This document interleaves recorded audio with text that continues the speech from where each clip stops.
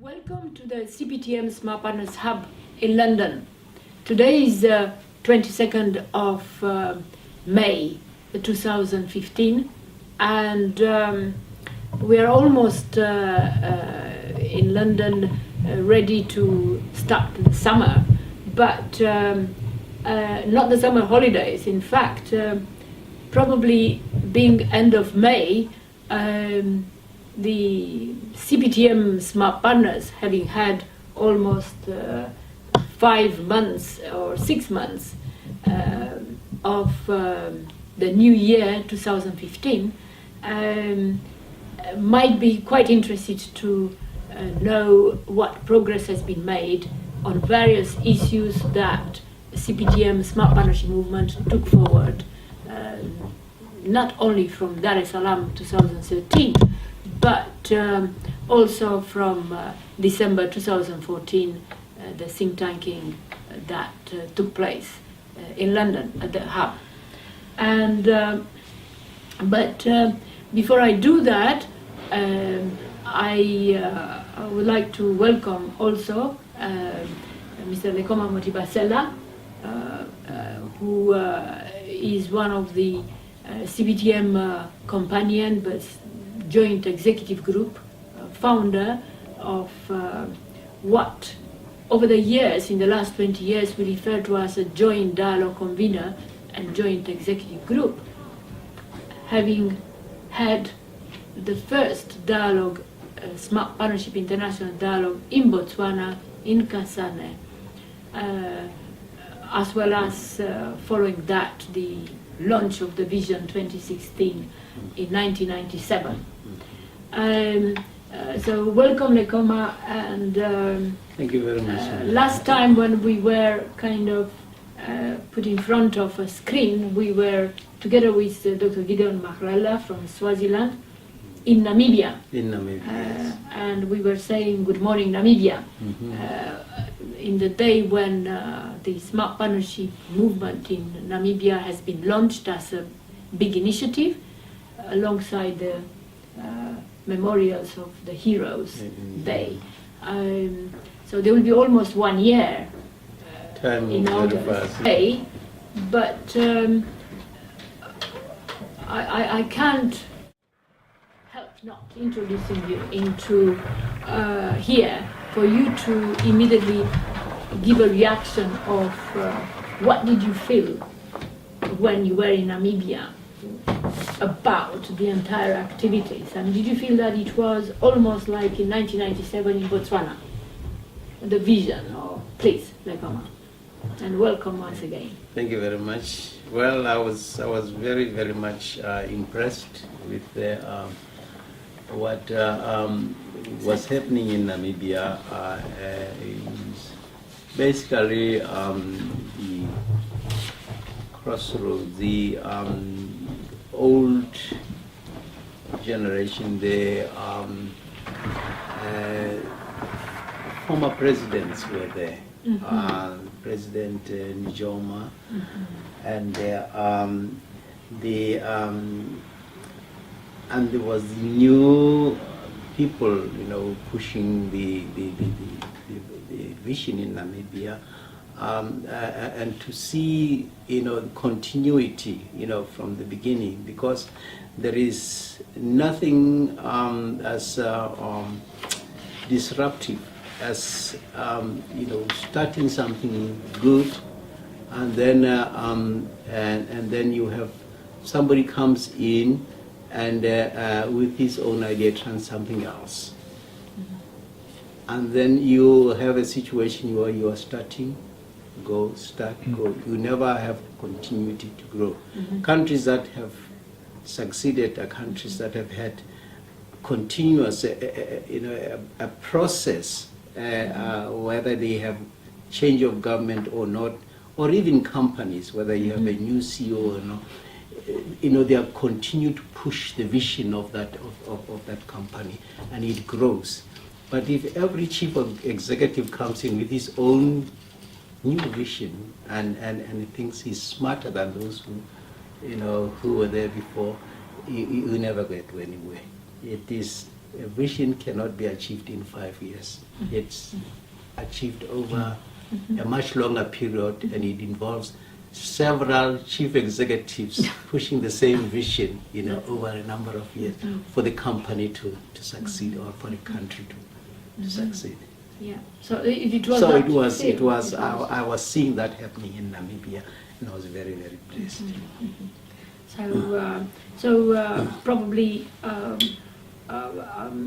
many times, including recently in March, when we had another opportunity with the occasion of the inauguration of new president, His Excellency. He was very keen to embrace the vision. Yes. And explicitly Yes. in his speech, in the acceptance of the presidency at the stadium, Yes. he made reference to the vision. The vision. So I mean, what you're saying is kind of quite significant for Namibia. Yeah. And of course, you were part of, alongside Sokitimo Asira and President Moha and all the rest of in Botswana, of similar continuation, and we were happy that within the movement people picked up this enthusiasm, that it is in Uganda, that it was in Seychelles, that it was in Namibia itself, in Swaziland. They all refer to Botswana. Now Botswana itself is moving into a different stage, and with the vision process. But the vision remains the same, cannot be anything different, even if 2016 comes like tomorrow. Yes. That doesn't mean the vision is not Then still it is. there. Life continues. Life continues, Yes. is not different. Yeah, exactly. So there is a feel that more and more in Uganda and everywhere else, people understand that. Great progress in St. Lucia made in Seychelles, of understanding of this open-ended. Yes.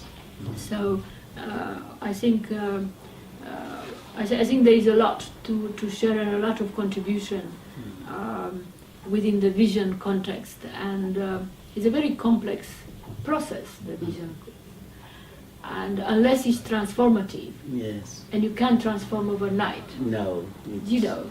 so it's a unless it's a much- transformative Yes. thing, then Then the country you doesn't don't go go anywhere. anywhere, yeah. So anyway, the vision as an issue, or not as an issue, as a preoccupation, became one of the main kind of mantras, so to speak, of smart partnership and approaches. And when one says limitless opportunities, you can only think in longer term of limitless opportunities that come from one opportunity, one challenge, another opportunity, another And building on. Yes. Becoming because it's not bigger. only opportunities, Yes. there are challenges. But Yes. that in itself creates, Creates opportunity. or the New opportunity creates opportunities. the challenges. Yes. So the manifesto was derived not here at the hub, not in a room somewhere. The manifesto of Smart Partnership Movement evolved dynamically from one situation to another, but by the way of visions. Yeah, so terribly important that. This is one of the main, actually, dimensions of the Commonwealth Partnership for Technology Management supporting the Smart Partnership Movement in the last 20 years. So the specific developments that are taking place in relation to vision in different countries, with or without necessarily direct interaction or presence of other countries, is being built into this CPTM cooperative, Smart Partners cooperative framework, which only allows those who are part of Smart Partnership Movement and preoccupied with national vision or involved in national vision, allows them to be triggered, their attention that somebody else in another country, there is something going on, Mhm. and they may Mhm. be useful Mhm. to sound on them, Exactly. or the other way around, to go to them, Exactly. or to bring them in. So actually this takes me today, Lekoma, to the main purpose of this webcast today, that being almost half year, yeah, we are in May, quite a number of activities under national visions, but also under various operative initiatives like smart initiatives on inclusion Mhm. that comes from quality and standards, or Mhm. from Financial the other inclusion. technology and central bank governance, financial inclusion. Quite a lot of things have been progressed. Mhm. And then what we like to do is to invite actually each and every hub or those groups in each country who are engaged somehow in implementing some of this initiative in relation to their own needs, Mhm. yeah, not in relation to an outside need, in relation to their own needs. Yeah. So I would like very much, if possible, to update the progress or the challenges that one had in the next 6 months, so that we again in this CPTM Smart Partners Cooperative Framework signal what is taking place currently in May rather than what was here in December 2014. In this way, the movement will continue to move. Exactly. Otherwise, there is outdated concern, Mhm. and there may be outdated opportunities which are already gone. So there will be in this email that we are sending out together with this message, there will be an outline and a reminder to each and every CPTM Smart Partner to try to give a feedback. And there is a form, simply because we are used with forms, but Yes. otherwise there is a form which facilitates an email to fill in with the latest developments that you expect to happen, either on visions or on the other 3 initiatives or any other new initiatives that you think that you are involved in and others would benefit to hear about it.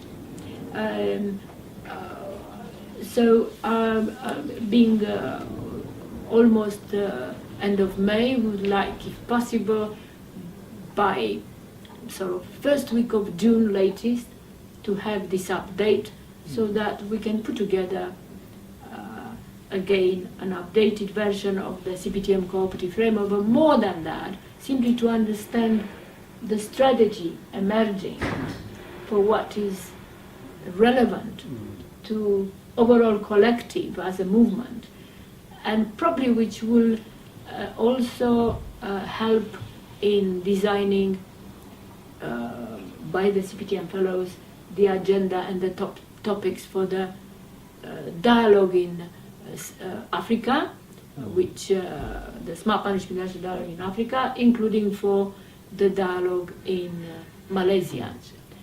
So it is very important that we have this updated information, and both myself and Lekoma, who will be joining our hub a bit more often in the next 2 months or so, we will be available to sort of discuss with you on various things that you like to express beyond just filling a form.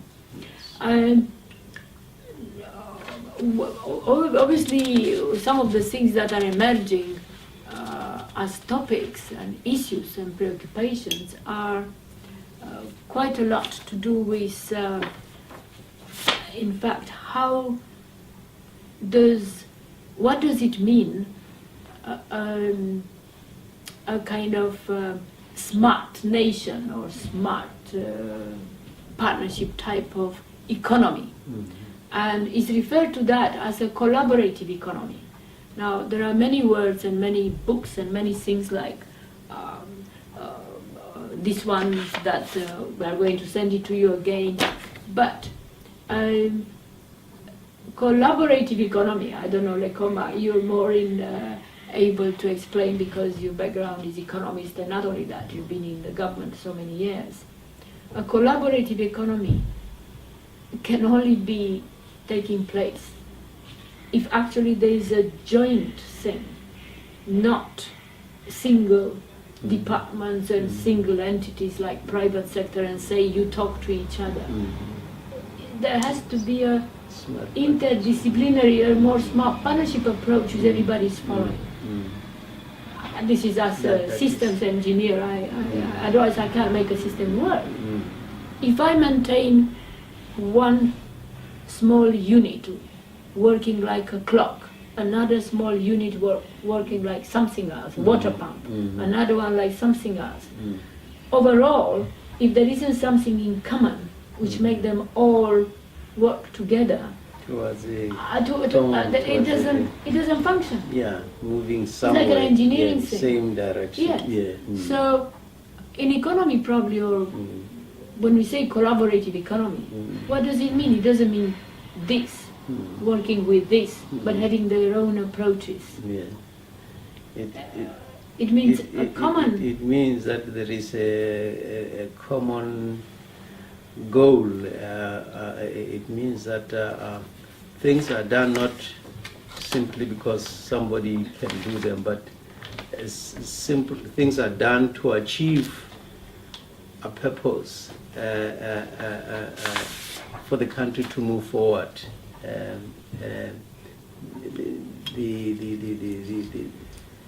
There are synergies that have to be, taken advantage of. As a common vision to move forward. It's a common motivation. It's a common motivation, yes. I mean, as a mathematician, I'm not one. Yeah. I did something else, cybernetics, whatever, could combine that. If I continue to follow the same approach, I can only make a contribution within the mathematics that I'm specialized in. Yes. But if within the mathematics I'm using, I'm looking to see how a biologist or an economist work, and I pick up some of your approaches and see how could I develop probably a new mathematics. Exactly. Yes. Otherwise, how can I do that? Same for economists. So this feel for wanting to do something new is different from saying, I do my mathematics, you do your economics.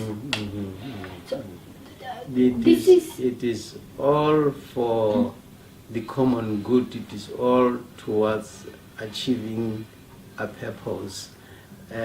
Because as a nation, you need doctors, you need lawyers, you need all these engineers, you need technologists. Yes, but they cannot each work in a vacuum. They have to work towards achieving something as a group, as a nation, as a community, and that is what is going on. One thing that so this partnership approach, which is not only about values, the win-win and feeling good about it, but is actually a common thread, irrespective where you come from and what context. You mold it into your own situation, that you are rich, poor, or whatever it is. This is the value of it. But you can see it, you feel it, and immediately relate to somebody else who does the same thing. Doesn't matter where that person is. So, but in concrete terms, in specific real terms, you can see that issue arising, I don't know what you think, but particularly lately in this pervasive nature of digitalization, yeah, that goes into government systems, in companies, in all administrative structures, plus kind of in everyday life.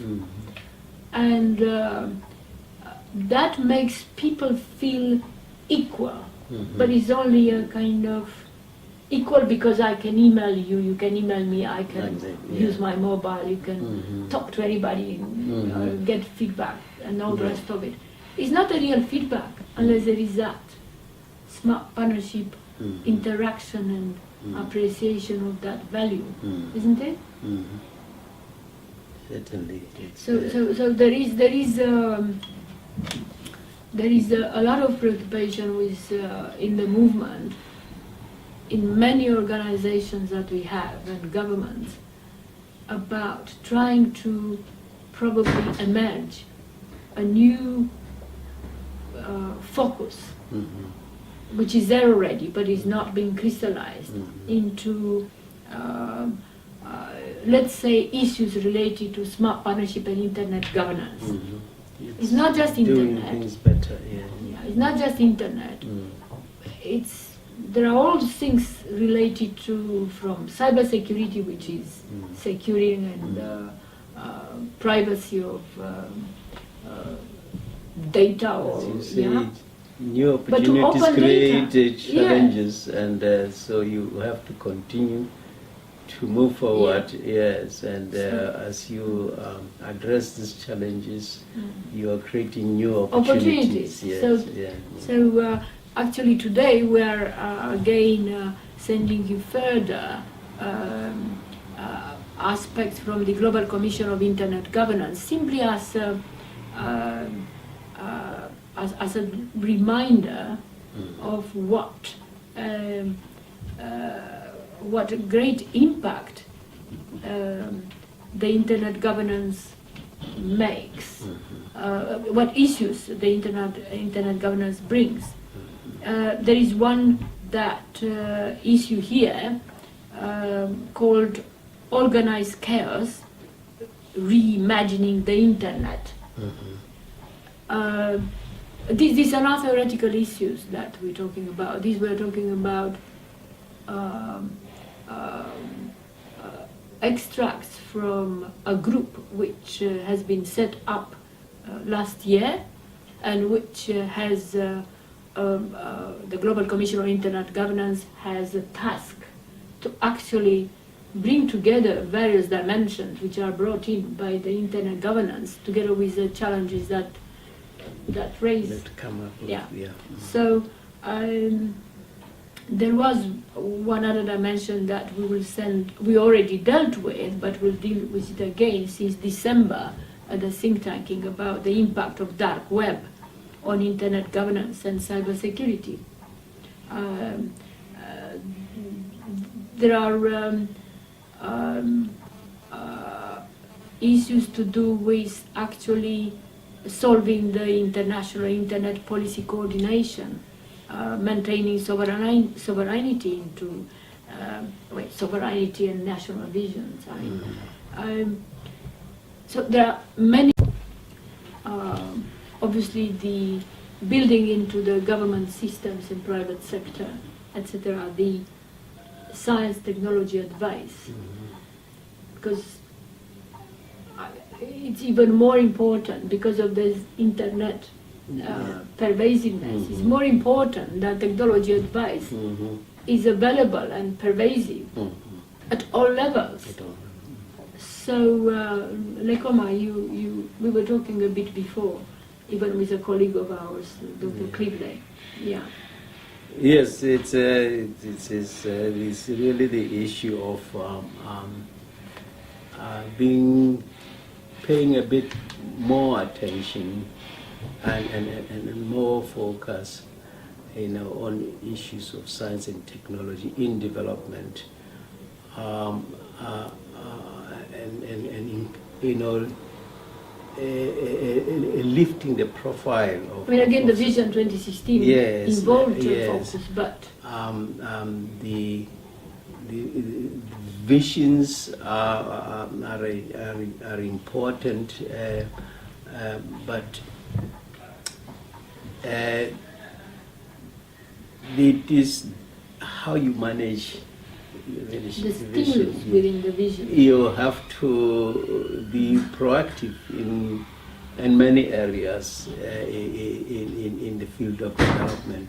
You don't just let things happen like laissez-faire, There are certain things that need to be done to steer the development in a desired direction.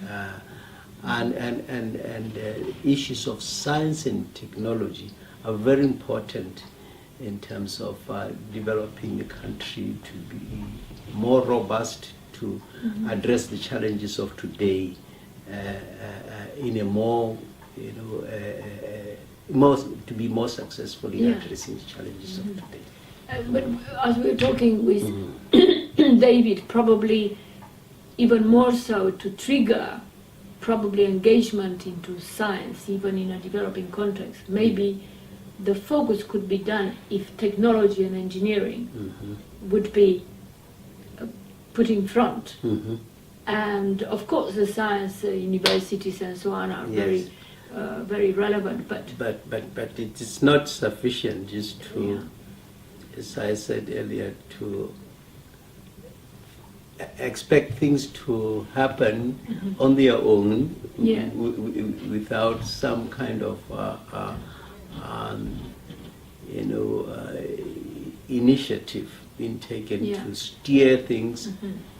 If you want to become a middle income country, there are certain things that you have to do that as need a to be nation there. that have to be there to get the country to that level.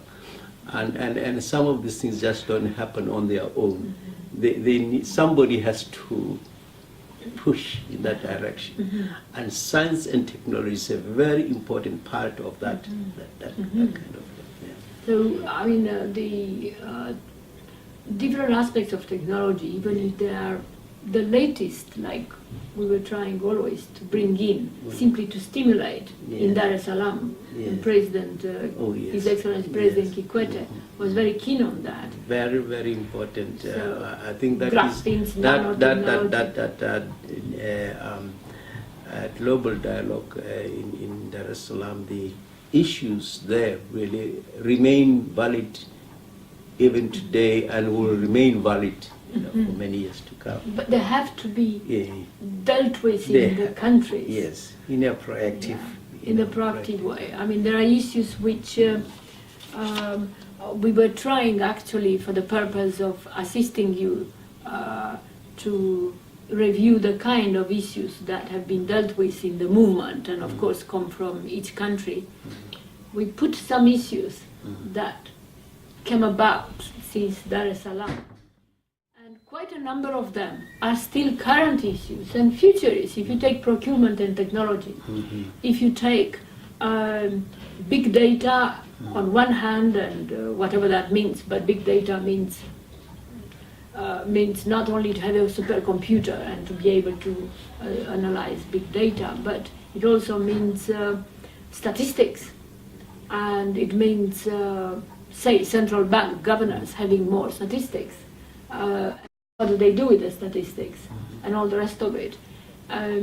So all those things have been initiated and acknowledged as important issues. They will continue to be molded in each country's rhythm of policy development. So we put a list which is not exhaustive, it's simply a list of issues to remind you that have been raised since we didn't have a dialogue this year. So we thought that it would be useful to have that reminder, so that you could benefit from those who exist in the movement those individuals who exist in organizations, and we, through CPTM, can interact to help you to share experiences. There will be also some background about the benefits that Smart Partnership Movement and Smart Partners derived from the interaction since Dar es Salaam up to mainly February this year with the South African colleagues, who tried very hard to absorb and catch up with the smart partnership type of approach. And we were together in Namibia when our colleague joined us in Namibia in August last year, Dr. Cassius Lubisi, for instance. So there is also going to be available to you for the purpose of coming back, feeding back. There are some highlights of the benefits that the movement derived from interacting towards South African dialogue, which was deferred, but it will take place when the time is right. So this is what it is for today, and very much welcome Lekoma for the next, as a resident, so to speak, CPTM companion. But Lekoma is also director on the board of CPTM, and in the next few weeks, hopefully, a few colleagues from the board, including our chairman Omar, will be also meeting at the board to try to look forward to CPTM. So Lekoma, being at the CPTM Smart Partners Hub, from time to time, not all the time, in the next 2-3 months, he will be able to join us both in the library, where we are at the moment, also to join the CPTM Smart team in the engine, and it will be great to have Lekoma at the Smart Wall in the chat room to argue about various approaches in different countries, alongside other colleagues who will join us, and in the garden room, as well as overall in the CPTM Smart Partners Hub, which I hope could be replicated in as many countries as possible, because that's the only way one welcome and attract smart partners away from their main worries when they finish work or in between morning and afternoon. So here is a reminder of the CPTM Smart Partners Hub, which you might wish to consider also to replicate in your own context. Finally, I think on behalf of Professor Tom de Gregory, he's trying to say thank you very much indeed for all those many messages that he received, including the 80 books, including so many things that people paid attention to for his 80th birthday. And as his note that I include in this email says, he thought that such great messages are put together only when somebody is writing the obituary of somebody. But it was great that he received them while he's alive, and that made him to look forward to the next 80 years rather than the other way around. So thank you very much on behalf of Tom to all those smart partners who wished him well and thanked to him for all his contribution. So have a nice weekend.